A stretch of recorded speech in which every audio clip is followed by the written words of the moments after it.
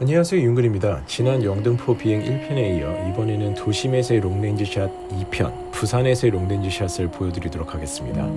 작년 이 영상을 촬영하면서 제가 배운 것이 많이 있었는데 그 경험을 여러분께 아낌없이 전해드리도록 하겠습니다. 우선 이 철교에 대한 이야기입니다. 철교 주변 비행은 DJI 설명서에서도 자제하라고 명시된 부분입니다. 이거 확실하게 하셔야 돼요. 철교 주변에서는 전파 간섭으로 인해서 고글 화면이 갑자기 끊기거나 드론이 갑자기 멈추고 조종키가 아예 안 먹는 상황이 벌어지기도 합니다. 그래서 정말 철교 주변 비행은 피하는 것이 안전합니다. 대신 영상에서 보시는 것처럼 교량 위가 아닌 다리 아래로 비행하는 것을 추천드리고요. 아무튼 도심 비행에서는 도로 위를 가로지는 비행은 최대한 피하는 것이 맞습니다. 빌딩 다이빙과 같은 촬영에서는 안전이 최우선입니다. 결국은 신호가 제일 중요한 거거든요. 그래서 가능하면 이런 고층 비행을 하면서 다이빙을 할 때는 건물과 가까운 거리에서 최대한 조종하는 것을 권장하고 싶네요. 해운대 아이파크와 같이 커튼홀 건물이나 마통풍이 잘 되는 창문이 있는 아파트 뒤로도 비행을 해도 신호가 끊기지는 않는데 만일의 상황을 대비해서 건물 정면으로만 비행하는 것을 저는 추천드리고 싶습니다. 아무튼 유리는 전파가 잘 통과하는 재료라는 점도 기억해 두시면 좋습니다. 저는 이번 촬영에서 저기 보이는 첫 번째 다리인 밀락교 중앙에서 비행을 했는데 지금 영상에서처럼 철교 아래로 비행할 때 약간 신호가 좋지 않더라고요. 팁을 하나 드리자면은 고글에 주황색 경고불빛이 뜨면은요 즉시 드론을 상승시켜서 청신호 구간으로 이동해야 됩니다. 그렇지 않으면 갑자기 빨간불이 켜지면서 신호가 끊겨서 고글 화면이 나갈 수도 있거든요. 그 다음에 롱레인지 샷에 대해서 또 하나 알려드릴게요. 제가 이번 촬영에서 클라이언트가 준 스토리라인은 상당히 챌린징하는 거였습니다.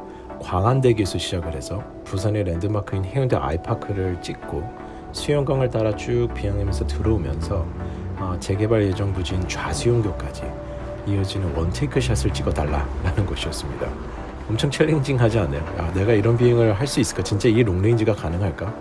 그래서 한번 재보니까 해운대 아이파크에서 사이트까지 직선거리가 약 3km, 왕복거리는 총 비행거리가 한 9km 정도가량 되더라고요. 상당히 긴 코스였기 때문에 처음에는 내가 이거를 진짜 찍을 수 있을까 한 번에? 라는 거를 이제 생각을 했는데 그 방법을 좀 설명해 드릴게요. 우선 이걸 해결하기 위해서는 사전 답사를 통해서 테스트 비행을 여러 차례를 하셔야 됩니다. 그리고 구간별로 진행을 해야 됩니다.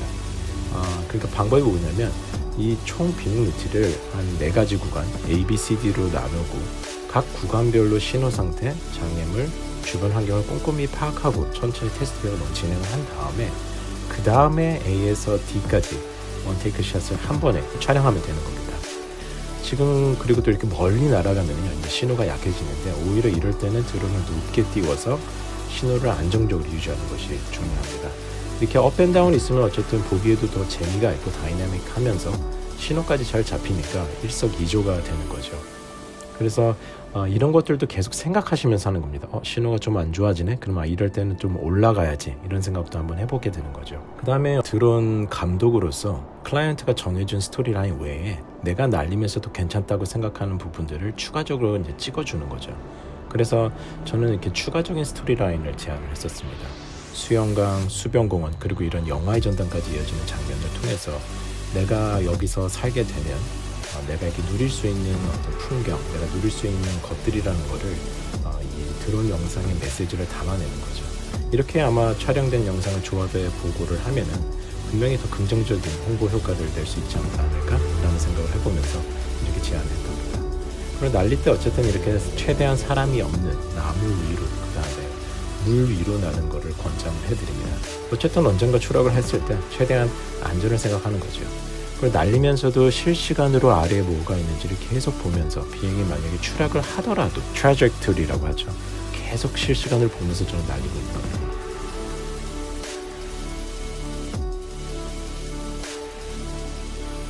또한 이런 것들을 보면은요 갑자기 좀 다가가서 즉흥적으로 좀 더 재미난 스토리를 짜면서 담아내게 되면은 좀 더 클라이언트 입장에서 좋아하게 되는 그런 감독이 되지 않을까라는 생각을 합니다. 그러면은 다음 3편을 기도해 주세요.